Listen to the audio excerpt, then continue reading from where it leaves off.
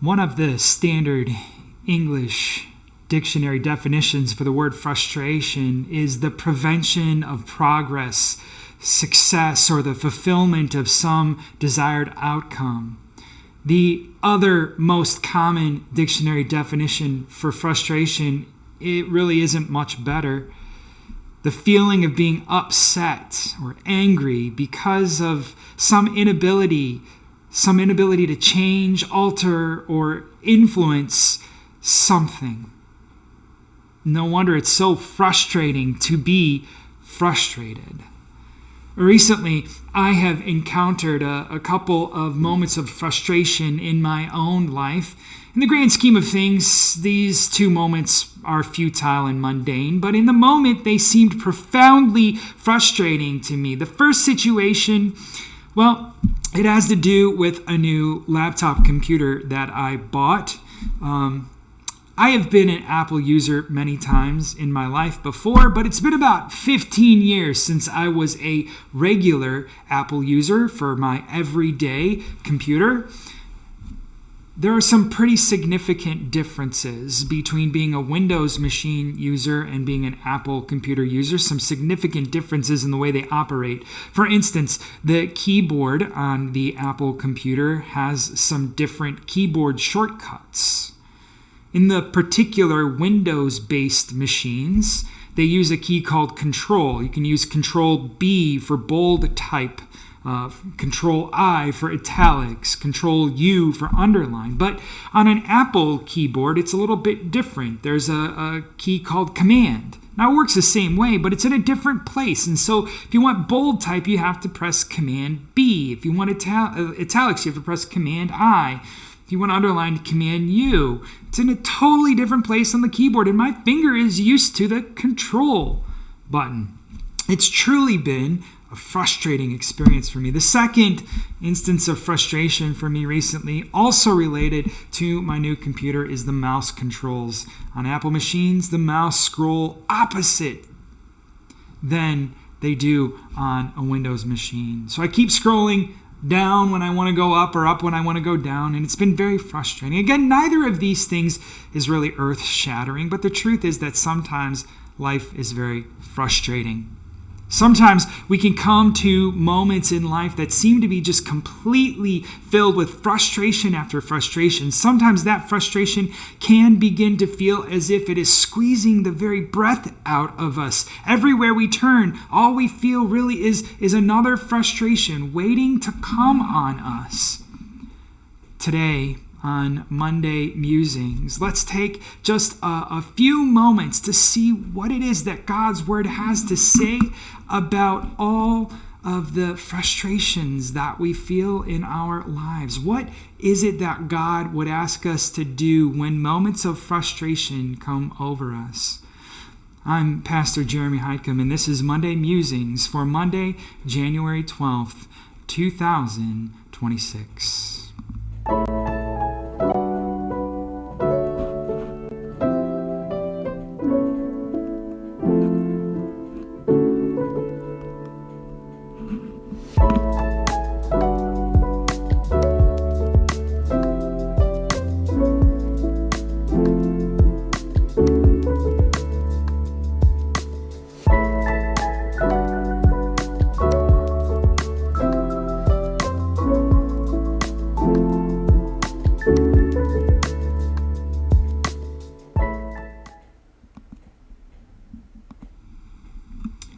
This morning, I arrived at the church early. I had just two tasks I wanted to complete. Two tasks that I believe to be simple little things that should take really no time at all.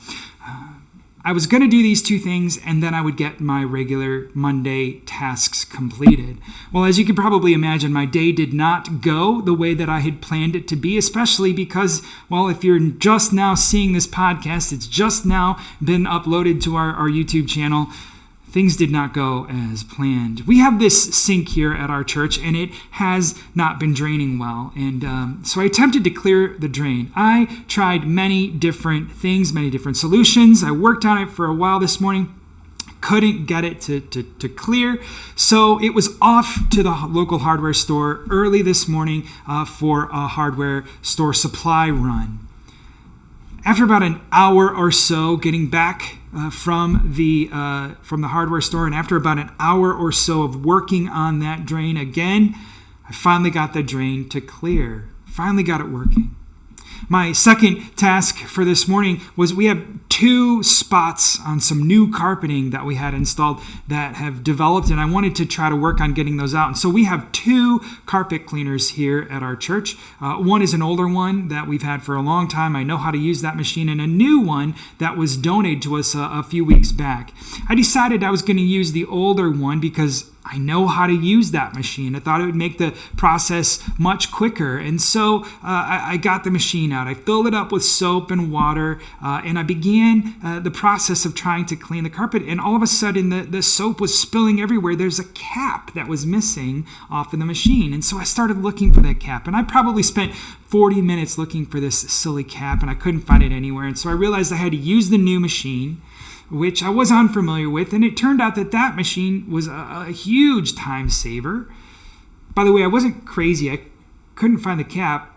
Even our facility services coordinator told me he couldn't find the cap. Talk about frustrating. I'll bet that you've run into your fair share of frustrations as well, maybe even recently, maybe even today. Sometimes our children don't listen to us.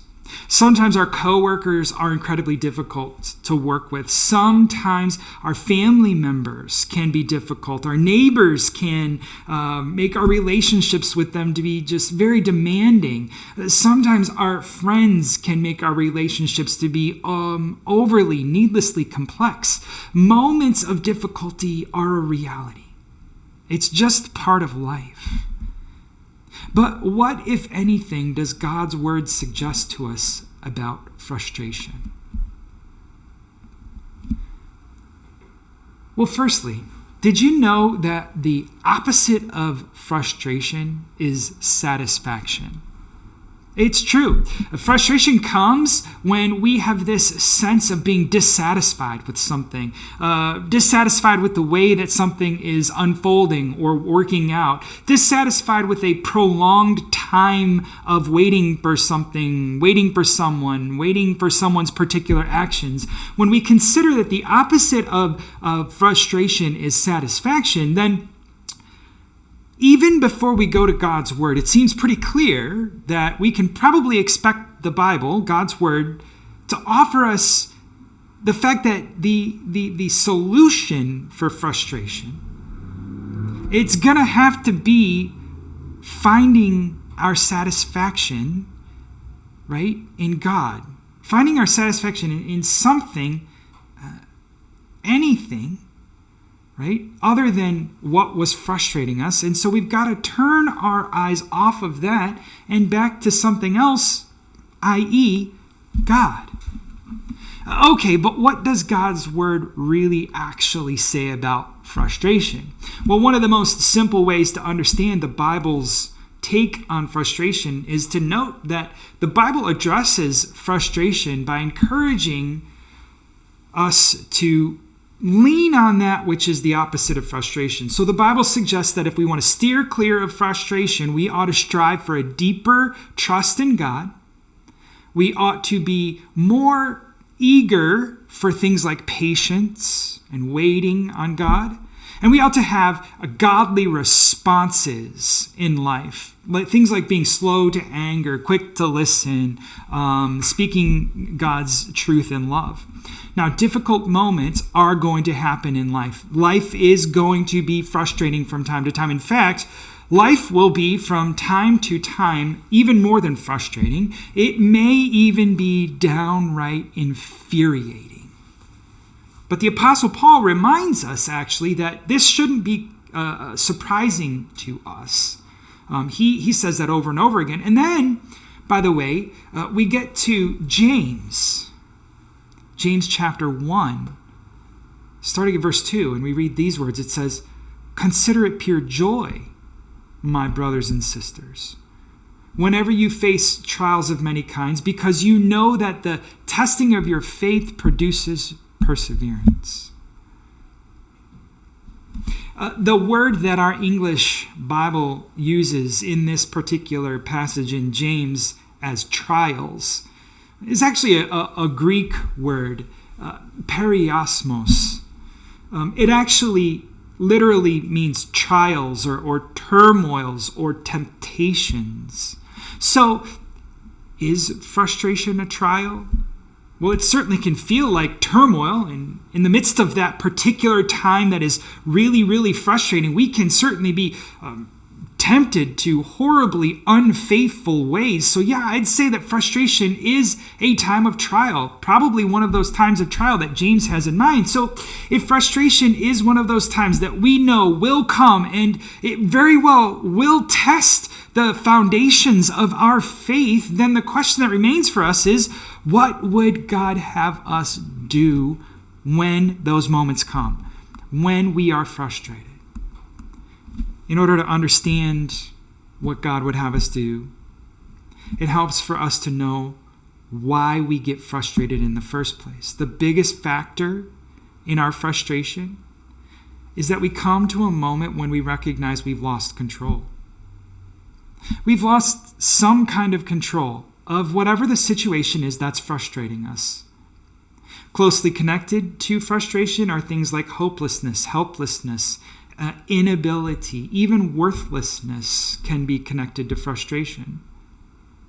So understanding these root causes of frustration helps us to know better how to attack them. God gives us greater wisdom about these moments when we feel helpless, hopeless, maybe even worthless. Perhaps we would begin back in the book of James again, James chapter 4, verse 7. It says, "Submit yourselves therefore to God. Resist the devil and he will flee from you." These feelings of helplessness, hopelessness, frustration, they don't come from God. They are tools from the one who is trying to stand between you and your God. Frustrations will ease. Help does come. Hope does return. And it happens when you resist Satan, when you resist the one who's trying to stand between you and God. Help comes. Hope comes when you cling to the rock that is higher than I, Psalm tells us. To the one who is always greater than whatever it is that seeks to undo you. As 1 John chapter 4, verse 4 says, "He who is in you is greater, so much greater than he who is in this world." So will there still be times of frustration? Even if we do that? Yes, of course, there will be. But those times can be so much easier for us to endure if we would just simply remember, God never promised us a frustration-free life. He did, however, promise us that he would walk through those frustrations with us every step of the way. Of course, we're going to be frustrated. Of course, we are going to become angry, upset. Frustration goes away, or it becomes easier, the moment that we stop trusting in our own abilities and start leaning once again completely on God. So friends, remember, frustration is nothing more than the realization of an inability to control something, someone, some situation. God is always in control. God is always able. God is more than our inabilities. Therefore, the best remedy for all of our frustrating moments in life, for all of our frustrations, is to get out of our own way and let God take the lead once again. Hey, thanks for joining me for Monday Musings this week. I hope you enjoyed our time together. I hope I'll see you again next week. And if you didn't take a moment yet to click that subscribe button, we'd love for you to do that. That way, every time we either go live here on the CFCC Worship Channel or we post a new episode of our podcast series, you'll be notified right away. We hope to see you again very soon. Thanks for listening.